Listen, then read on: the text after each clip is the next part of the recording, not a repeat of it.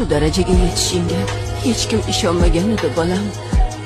Qani bolam zo'r bo'lib keladi deb hammaga aytardim. O'zingga ham aytganman. Qara, qanday chiroyli mashinalar. Buyursin o'g'lim, eng baxtli onaman bo'lsam kerak bolam. Bunaqa mashinalarda yurgan. Va'dangni ustidan chiqding o'g'lim.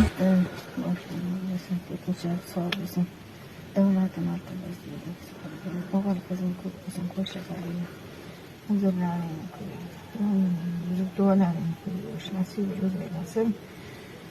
To'ylagaman, yaxshi kunlagaman Allohim. Yetkazganingga shukr.